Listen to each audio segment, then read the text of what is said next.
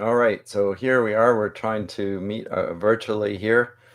Experiment for us all. We're looking at C.S. Lewis's Till We Have Faces once again. This is the second lecture. Uh, if you recall, in our last class, we talked about this as a myth retelling of the myth of Cupid and Psyche, which we can find in Apuleius and also in Ovid's Metamorphoses. And of course, Cupid is the son of the goddess Venus, or Aphrodite as she's called in Greek.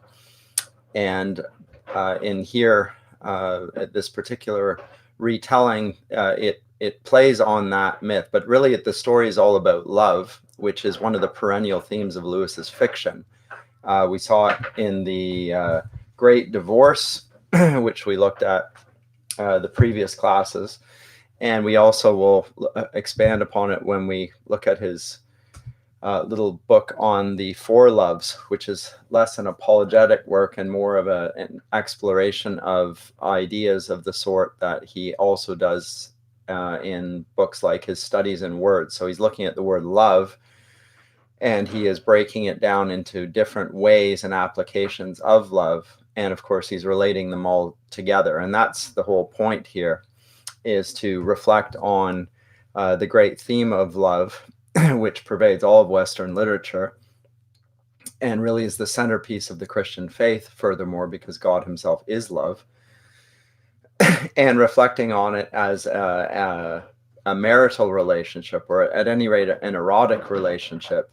And in Ephesians 5:19 and following, it meditates on how the love of the husband for the wife is like the love of Christ for his church. And Lewis is thinking of all those things. He's also thinking about how St. Augustine had made love the centerpiece of his theology as well. And I spoke about that last time, and how love, if it was directed towards God, would, even in its erotic sense, in the love of a husband for a wife, would ultimately translate into proper love, that one was seen as a picture of the other. But of course, we're also reminded in Scripture that in heaven there will be no marriage. So even the marital state of love is but a picture, or a dramatic, or a proleptic anticipation of the relationship of God to his people, a loving relationship. Whereas on earth, love could be, and often was, misunderstood, misapplied.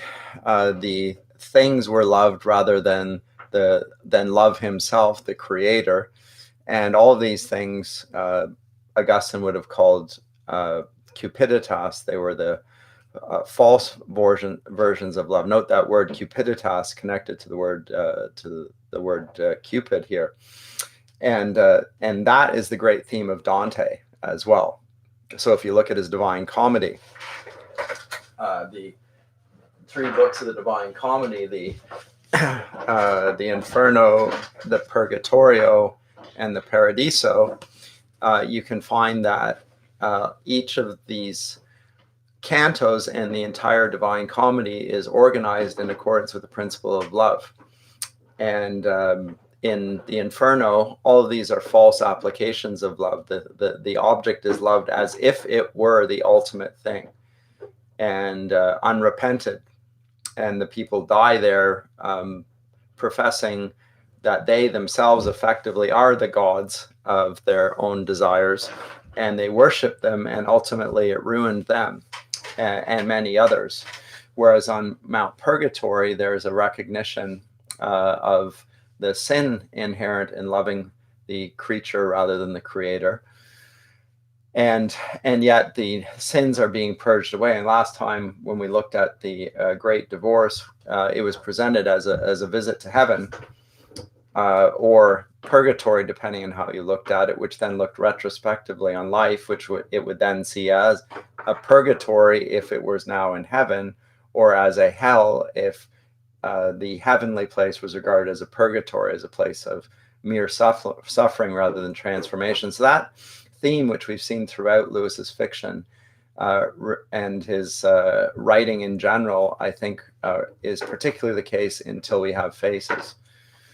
And so I wanted to, last time I spoke about the structure of Till We Have Faces, that it has two parts. And one of them is of Orual, the main figure, as a girl. And part one ends with her becoming queen and concluding with bitterness, where we begin part one with her complaint against the gods. That's how the very book begins. It says, I am old now and have not much to fear from the anger of gods. I have neither husband nor child, nor hardly a friend, though through whom they can hurt me. And this body, my body, this lean carrion that still has to be washed and fed and have clothes hung about it daily with so many changes, they may kill as soon as they please. And I write without fear and dare to write. And she says, I will accuse the gods, especially the god who lives on the gray mountain. So it's an accusation. She is charging the god of the gray mountain, where, of course, her sister, beloved sister, Psyche, was taken away from her, of having given her multiple griefs in life, all griefs. And I was reminded, or reflecting upon this as I was preparing again, of how similar this was in many ways to the accounts in Scripture, say in the book of Job, where Job is also bereft of his goods and his loved ones. They are all taken from him. And he sits, of course, in a place of great suffering. And he is comforted by three friends who in the end accuse him of having made charges against the gods, or against, in that case, against God. And Job says, but I have not done anything that merited this suffering. And anyway, in the end, God comes to Job in a whirlwind and plays out before him the whole account of the world from creation, and effectively silences Job. And in the end, Job repents and acknowledges that he has spoken wrongly, and the Lord restores him. That's how that story concludes. But this is a common theme in Scripture, in the face of suffering. And I am minded of the fact, and I'm not sure I mentioned this last time, that Lewis, when he wrote this, he dedicated it to Joy Davidman, who by that point was his wife.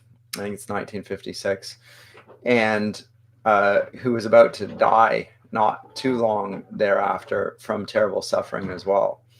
But it's a reflection on human love, on the love that a man bears for a woman, in this case his wife, on the way in which people can love their husbands or wives or anything else as ultimate things, rather than as pictures of what is truly lovable, the love who gave himself for us. All of that's in this. So in part one, as I say, he moves on, and he is Lewis, but in the guise of Orual, is retelling this myth. And at the end of chapter 10, so I'm just going to go through the book more or less chronologically, but I'm going to spend the vast majority of it reflecting on the end of book one, and then move into book two. And book one goes on for 22 chapters, is it? Or is it 21? It is 21. 21 chapters, and then there are four chapters that are part of the second part, and they're totally transformative. So the accusation that she makes at the beginning of part one, she then revisits after she's made the accusation, after she concludes with these words. Will not all the world then know, and the gods will know it knows, that this is because they have no answer? So I make the accusation and they can't answer. There's just silence. Just as Job initially also hears in response to his accusations against God. So I'm going to first begin by recounting and picking up some key passages from part 1, and then I'm going to, as I say, spend the majority reflecting on part 2 and its meaning. So at the end of chapter 10, there's this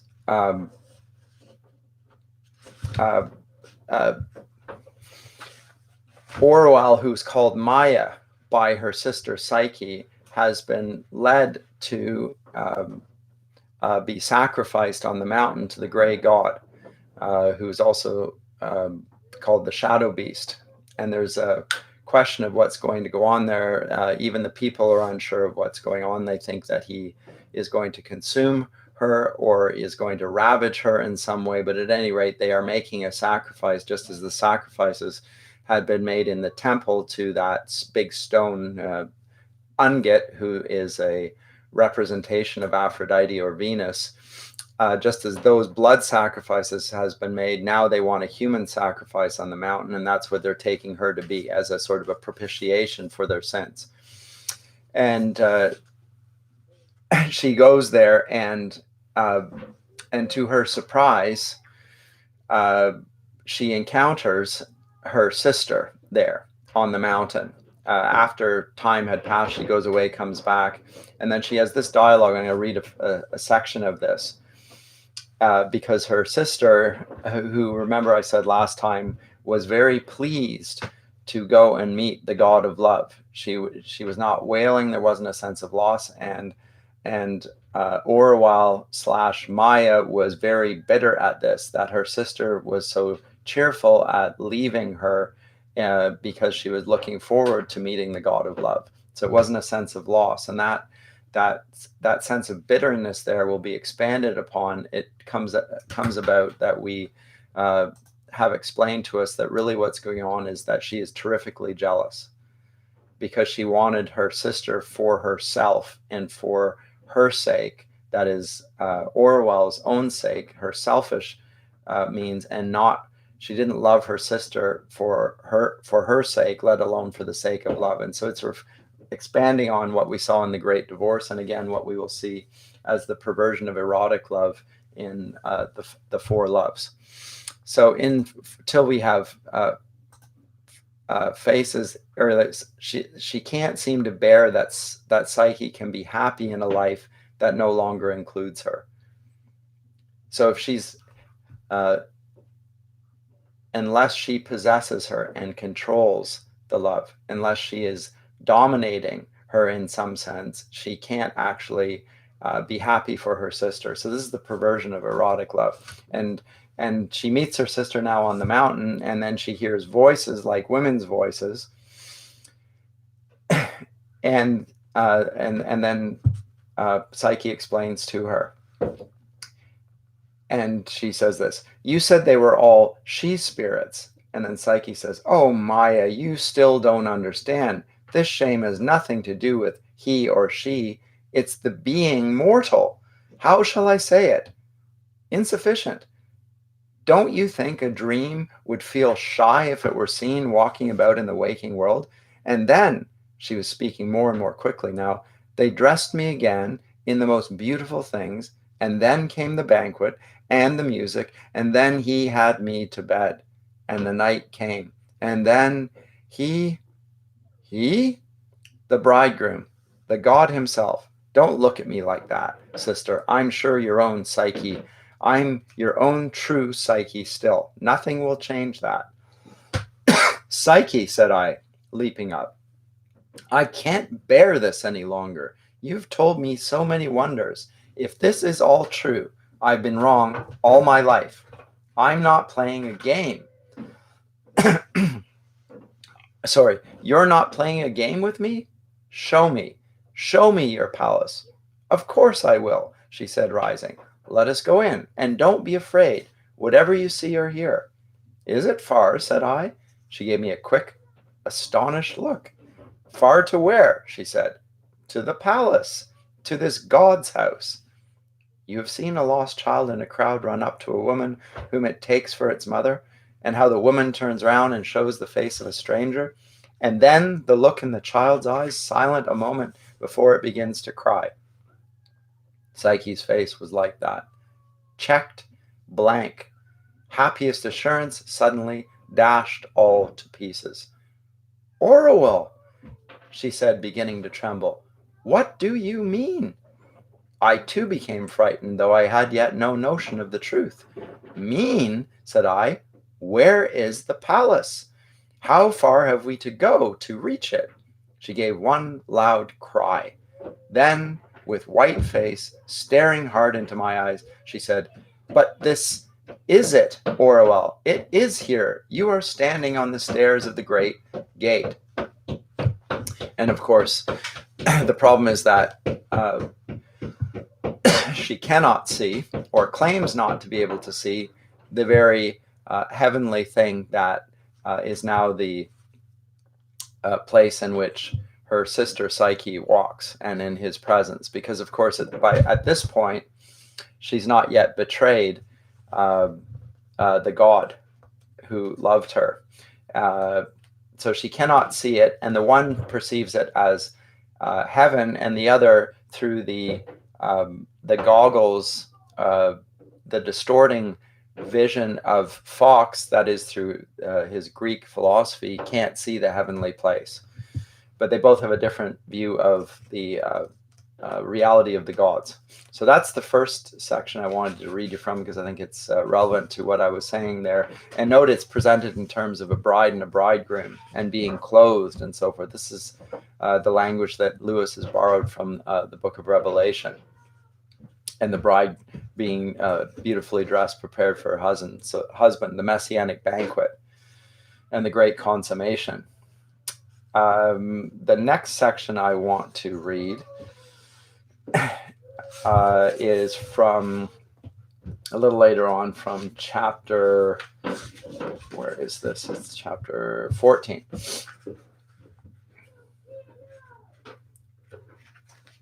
And this is the correspondence between the two of them again, between Orual / Maya and Psyche.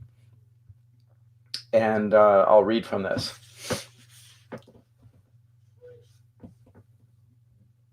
She says, that is the god of the mountain. And then Orual says, alas, Psyche, you are deceived. If you knew the truth, you would die rather than lie in his bed. The truth? We must face it, child. Be very brave. Let me pull out this thorn. What sort of god would he be who dares not show his face? Dares not? You come near to making me angry, Orual. But think, Psyche, nothing that's beautiful hides its face.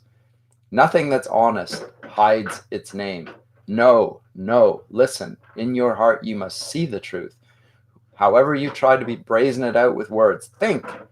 Whose bride were you called? The brute's. And think again. If it's not the brute, who else dwells in these mountains? Thieves and murderers, men worse than brutes, and lecherous as goats, we may be sure. Are you a prize they'd let pass if you fell in their way? There's your lover, child. Either a monster, shadow and monster in one, maybe a ghostly, undead thing, or a salt villain whose lips, even on your feet or the hem of your robe, would be a stain to our blood. She was silent a long time, her eyes on her lap. And so, Psyche, I began at last, tenderly as I could, but she tossed away the hand that I had laid on hers. You mistake me, Orual. If I am pale, it is with anger. There, sister, I have conquered it. I'll forgive you. I'll believe you mean nothing but good. Yet how or why you can have blackened and tormented your soul with such thoughts. But no more of that. If ever you love me, put them away now.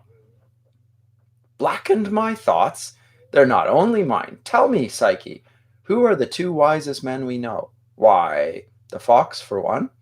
For the second, I know so few. I suppose Bardia is wise in his own way. You said yourself that night in the five-walled room that he was a prudent man. Now, Psyche, these two, so wise and so different, are both agreed with each other and with me concerning this love of yours. Agreed without doubt. All three of us are certain, either shadow brute or felon. You've told them my story, Orual? It was ill done. I gave you no leave. My lord gave no leave.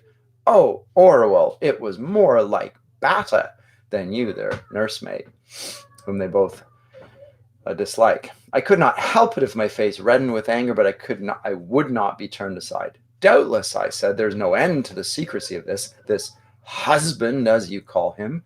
Child, has his vile love so turned your brain that you can't see the plainest thing? A god? Yet on your own showing he hides and slinks and whispers, Mum, and keep counsel, and don't betray me, like a runaway slave. I'm not certain that she listened to this. What she said was, the fox too? That is very strange. I never thought he would have believed in the brute at all. I'd not said he did. But if that was what she took out of my words, I thought it in no part of my duty to set her right. Note the deceit here that she's revealing. It was an error helping her towards the main truth. I had need of all help to drive her thither. Neither he nor I nor Bardia, said I, believes for one moment in your fancy that it is the god, no more than that this wild heath is a palace. And be sure, Psyche, that if we could ask every man and woman in Glome, all would say the same. The truth is too clear. But what is all this to me? How should they know I am his wife? I know. How can you know if you've never seen him? Orual, can you be so simple? I? How could I not know? But how, Psyche? What am I to answer to such a question? It's not fitting, it is, and especially to you, sister, who are a virgin, in other words, because she has physically known him. And anyway, she wants it to put him to the test, and the test this is what, to move on a little bit, Orual says, put him to a test while he's asleep, bring a lamp out and look upon him. And she says, if he is a god, one glimpse will set our doubts to rest, our doubts. So she pushes her, and in the end makes her to swear that she has done this. And insists that she do so. And she says that, Psyche says that she's afraid to disobey him, and then she makes her swear on an oath, and sticks something through her arm, stabs herself so deeply on a blood oath, and then swear, girl, you never knew me to break my word. She's going to take her own life. So she's compelling her, coercing her, manipulating her into doing what she wants. And in the end, her sister, who loves her and doesn't want her to commit suicide, sees the outcome of that, agrees to go do that. And then she does it. And of course, this is an appalling demonstration, not of love, but of the exact opposite, of total selfishness. And that's entirely fitting to the character of Orual at this point in the story. And note that when she goes back and tells the fox what she had done, he is appalled that somebody could be coerced rather than of their own free will do the right thing, because he's just sufficiently committed to the truth not to use compulsion and oath swearing as a way of manipulating people. So I think that's fascinating. And then when she does do that, of course, and looks at the god flees from her, and she's punished for that. In a way that is quite at odds with the telling of the story in Ovid and in Apuleius. So there are different trials. Now those will come out when we look at the very end of the book. We'll see 4 pictures on the wall of stages at which will tell us what happened to Psyche after the god leaves her. But let me move on there and come to more substantial sections. But you can see already in those two sections the interplay, the importance of faces in this as well, and of authenticity and of truthfulness. That he keeps on coming back to this idea of a face as the representation of a person. And there's one other thing that is a representation of a person, and that is the voice. And Lewis keeps playing on this idea of a face and a voice that we speak, but also there's an inner voice, and the inner voice only comes out after a great deal of suffering. And I'll reflect on that a little later on how one of the Psalms speaks of the voice that is given to us through ears that are given to us as well, dug out of us even. But what will we pick up here? I think a little bit later on. In chapter, is it 18? It is 18. And now, by this point, we have Bardia and the queen, and it's evident that the queen loves Bardia, longs for him, lusts after him, and takes up his waking days in service, which he gives them to her, which will become the source of a great rebuke later on when Bardia dies and his wife accuses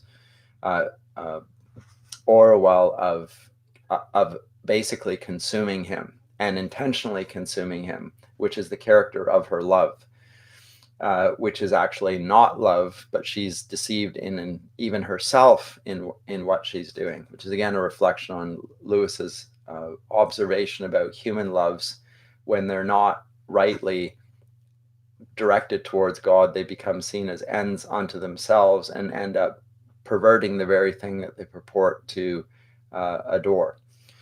So it's an extended exploration in a fictional portrait of an observation he makes about all love. So here's the section. And it is, what is the context here? It's in 18, he goes into the gardens. The Queen Orual goes into the gardens. I would not go up to that plot behind the pear trees. That was where he and Psyche and I had often been happiest. I wandered miserably out on the other side, on the west of the apple orchard, till the cold rain drove me on. In it, it was a bitter black frost that day, with no sun. I am both ashamed and afraid to revive by writing of them the thoughts that I had. In my ignorance, I could not understand the strength of the desire which must be drawing my old master to his own land. I'd lived in one place all my life. Everything in Glome was to me stale, common, and taken for granted. Even filled with memories of dread, sorrow, and humiliation, I had no notion how the remembered looks home. Home looks to an exile. The remembered home looks to an exile. It embittered me that the fox should even desire to leave me. Note that her love for the fox is equally consuming of the fox. He had been the central pillar of my whole life, something I thought as sure and established, and indeed as little thanked as sunrise and the mere earth. In my folly, I had thought I was to him as he was to me. Fool, I said to myself, have you not yet learned that you are that to no one? What are you to Bardia? As much perhaps as the old king was. His heart lies at home with his wife and her brats. If you mattered to him, he'd never have let you fight. What are you to the fox? His heart was always in the Greek lands. Note the envy and the jealousy. You were maybe the solace of his captivity. They say a prisoner will tame a rat. He comes to love the rat, after a fashion, but throw the door open, strike off his fetters, and how much he'll care for the rat then.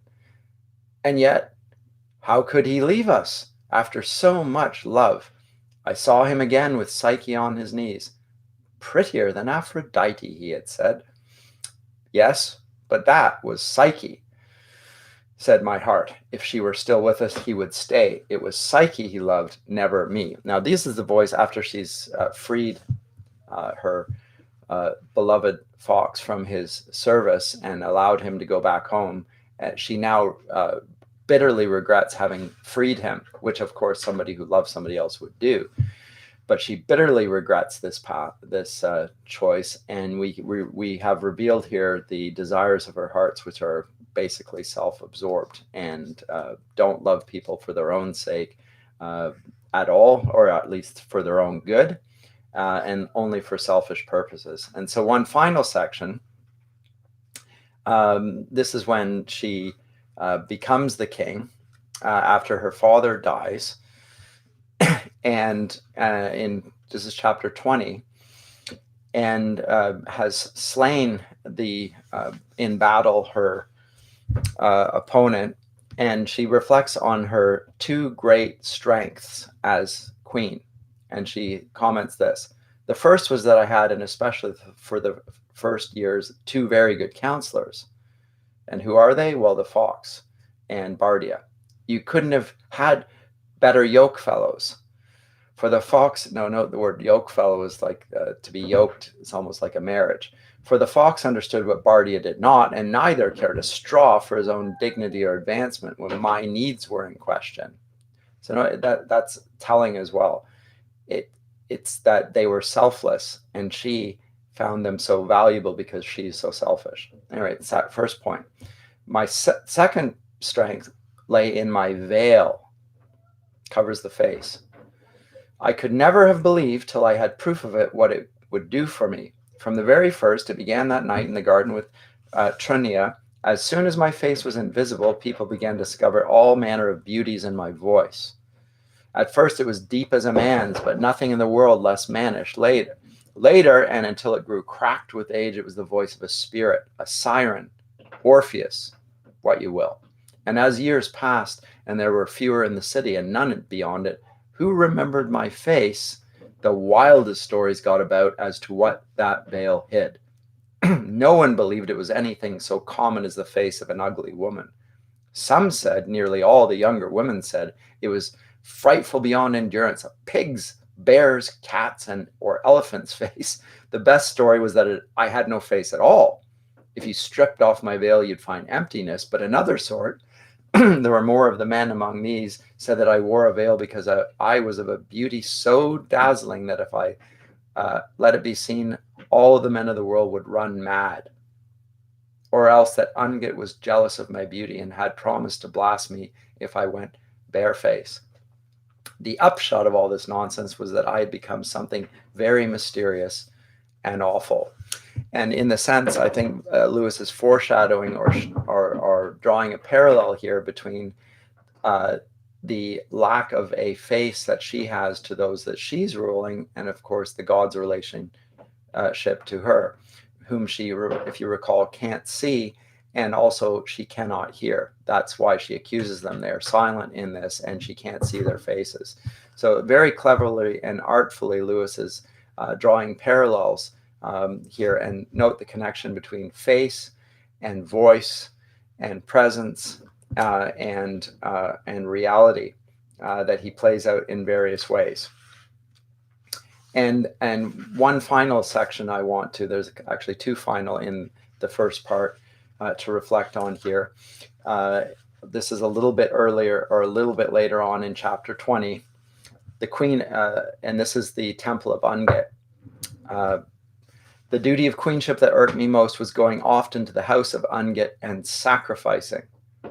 It would have been worse, but that Ungit herself, for my pride made me think so, was now weakened. Just to fill in the blanks here, the old priest had now died along with her father, the king, and the new priest had replaced or had updated the worship of Ungit with a less bloody and less mysterious form of worship, and it was brighter and lighter. And that priest's name was Arnhem. And so I'll just read the section. It would have been worse, but that Ungit herself, for my pride made me think so, was now weakened. Arnhem had opened new windows in the walls, and her house was not so dark. He also kept it differently, scouring away the blood after each slaughter and sprinkling fresh water. It smelled cleaner and less holy. And Arnhem was learning from the fox to talk like a philosopher about the gods. The great change came when he proposed to set up an image of her, a woman-shaped image in the Greek fashion, in front of the old shapeless stone. I think he would like to have got rid of the stone altogether, but it is in a manner Ungit herself, and the people would have gone mad if she were moved. So the Arnhem is a reformer of sorts who wants to get rid of the bloody paganism of his own religion and wants to make it more amenable with a Greek philosophical conception of the religion. And in this, we'll also find that Arnhem, even in describing his own God, will start to do what I called in the last class a euhemerism. He's explaining the original God as explaining it away, effectively debunking it. So claiming to continue on with the worship of the God while at the same time rationally debunking it, which Lewis will observe is characteristic of rationalism and a philosophical way of understanding religion. But I'll carry on with that section. He says, I was rich now and helped him with silver to create a new idol. And I think I felt that an image of this sort would be somehow a defeat for the old, hungry, faceless Ungit, whose terror had been over me in childhood. The new image, when at last it came, seemed to us barbarians wonderfully beautiful and lifelike, even when we brought her white and naked into her house. And when we had painted her and put her robes on, she was a marvel to all the lands about, and pilgrims came to see her. The fox, who had seen greater and more beautiful works at home, laughed at her.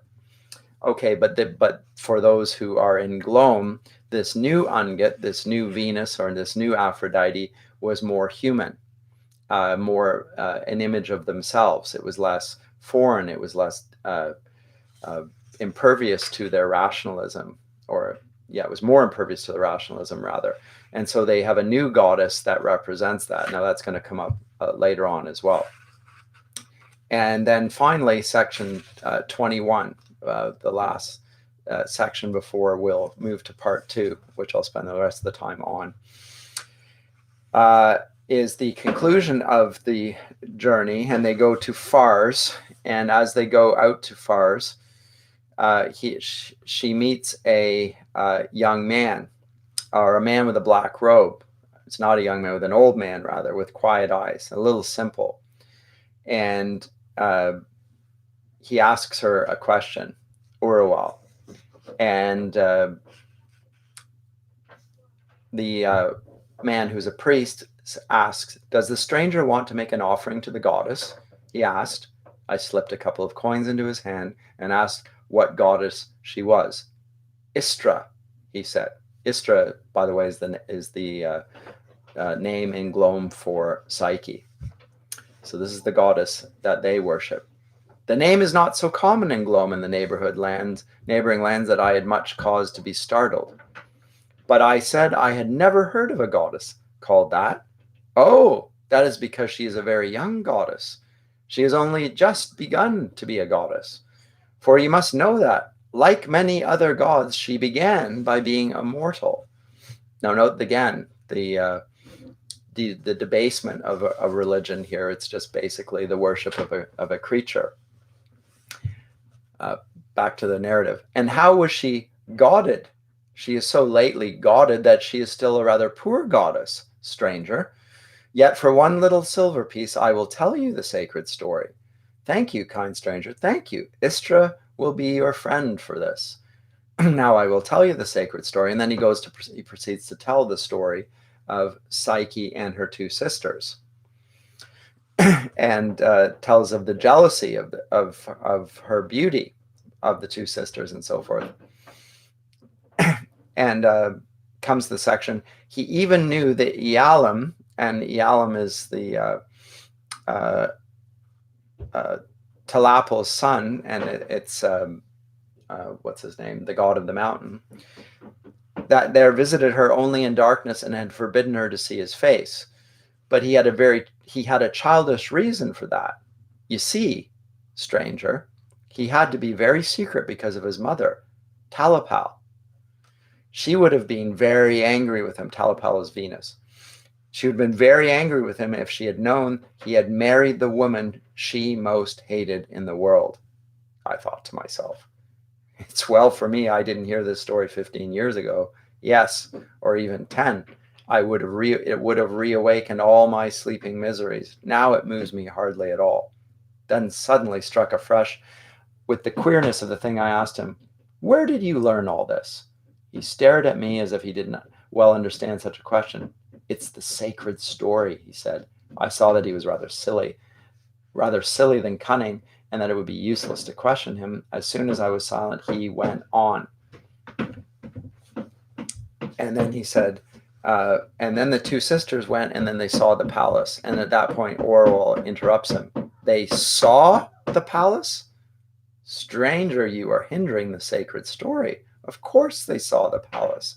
They weren't blind. And then, so note how her story up to this point, which had been relatively accurate, deviates from the account that we have been given earlier on by Orual herself, that she saw nothing, which is what she said to her sister, which led Psyche to be so appalled. And if we want to reflect on what we saw in the Great Divorce, it's the response of the creatures of the earth that they see nothing in heaven that they of substance whatsoever, whereas from the perspective of those who are the heavenly ones, who embrace it as the real thing, they are trying to persuade them of that. So there's a parting there of the spirits. And then Orual's comment, it was as if the gods themselves had first laughed and then spat in my face. So this was the shape the story had taken. You may say the shape the gods had given it, for it must be they who had put it into the old fool's mind, or into the mind of some other dreamer from whom he'd learned it. How could any mortal have known of that palace at all? That much of the truth they had dropped into someone's mind in a dream or an oracle, or however they do such things, that much, and wiped clean out the very meaning, the pith, the central knot of the whole tale. Do I not do well to write a book against them, telling what they have kept hidden? Never, sitting on my judgment seat, had I caught a false witness in a more cunning half-truth. For if the true story had been like their story, no riddle would have been set me. There would have been no guessing, and no guessing wrong. More than that, it's a story belonging to a different world, a world in which the gods show themselves clearly and don't torment men with glimpses, nor unveil to one that they hide from another, nor ask you to believe what contradicts your eyes and ears and nose and tongue and fingers. In such a world, is there such? It's not ours for certain. I would have walked aright, the gods themselves. So now this is the complaint of the agnostic, that the gods don't present themselves in flesh and blood in a way that she can empirically verify. And then she asks a question of the priest at the end of all this. And so the priest was saying, when those two wicked sisters had made their plan to ruin Istra, they brought her the lamp and... Now, he's calling them wicked, she being one of them. And then she interrupts. But why did she? They, because of course she knows that it was only one of them. They've also deviated from the story in this sense. Why did they want to separate her from the god if they had seen the palace? They wanted to destroy her because they had seen her palace. But why? Oh, because they were jealous. Her husband and her house were so much finer than theirs. That moment, I resolved to write this book. For years now, my old quarrel with the gods had slept. I had come into Bardia's way of thinking. I no longer meddled with them. Often, though I had seen a god myself, I was near to believing that there are no such things. The memory of his voice and face was kept in one of those rooms of my soul that I didn't lightly unlock. Now, instantly, I knew I was facing them. I with no strength, and they with all. I visible to them, they invisible to me. I easily wounded, already so wounded all my life, had been but a hiding and a staunching of the wound. They invulnerable. I one, they many. In all these years, they had only let me run away from them as far as the cat lets the mouse run. Now, snatch, and the claw on me again. Well, I could speak. I would set down the truth. What had never perhaps been done in the world before should be done now. The case against them would be written. Jealousy? I, jealous of Psyche? I, sickened not only at the vileness of the lie, but at its flatness. It seemed as if the gods had minds just like the lowest of the people. What came easiest to them, what seemed the likeliest and simplest reasons to put in a story, was the dull, narrow passion of the beggar streets, the temple brothels, the slave, the child, the dog. Could they not lie? If lie, they must better than that. And then there's the weeping. And then the next day, she says, a couple pages on, I understood very more clearly. I could never be at peace again till I had written my charge against the gods. It burned me from within. It quickened. I was with book as a woman is with child. So she has a words within her which she must put down in a charge. These words are the substance of her being. And there's a reflection here throughout the entire account between the importance of love and light/reason and the blood sacrifice I talked about. And the blood sacrifice is closer to the reality. The blood sacrifice given to Unget / Venus is more real than the Greek conception of it, which is just to debunk it. And yet the whole conflict creates a volume of objections. The garrulous voice that Lewis speaks of elsewhere, that is this internal dialogue that is trying to resolve and rationalize and excuse unbelief, which Lewis himself would have held at one point. And yet, after infinite hindrances, a page on, I made my book, and here it stands. And now you who read, judge between the gods and me. They gave me nothing in the world to love but Psyche, and then took her from me. But that was not enough. They then brought me to her at such a place and time that it hung on my word whether she should continue in bliss or to be cast out into misery. They would not tell me whether she was the bride of a god or a mad or a brute's or a villain's spoil. They would give no clear sign, though I begged for it. I had to guess, and because I guessed wrong, they punished me. What's worse, punished me through her, and even that was not enough. They have now sent out a lying story in which I was given no riddle to guess, but knew and saw that she was the god's bride, and of my own will destroyed her, and that for jealousy. As if I were another Redival. I say the gods deal very unrightly with us, for they will neither, which would be best of all, go away and leave us live our lives, our own short days to ourselves, nor will they show themselves openly and tell us what they would have us do. For that too would be endurable, but to hint and hover, to draw near us in dreams and oracles or in a waking vision that vanishes as soon as seen, to be dead silent when we question them and then glide back and whisper words we cannot understand in our ears when we most wish to be free of them, and to show to one what they hide from another. What is all this but cat and mouse play, blind man's bluff, and mere jugglery? Why must holy places be dark places? And then last paragraph. I say therefore that there is no creature, toad, scorpion, or serpent, so noxious to man as the gods. Let them answer my charge if they can. It may well be that instead of answering, they'll strike me mad or leprous or turn me into a beast, bird, or tree. But will not all the world then know, and the gods will know it knows, that this is because they have no answer? So that's the conclusion of part one, the accusation to silence thrown into the void to a god that hides himself, or gods, as the case, as she's making the charge against all the gods, because again Lewis is presenting it in the fictional terms of an agnostic and a polytheistic world.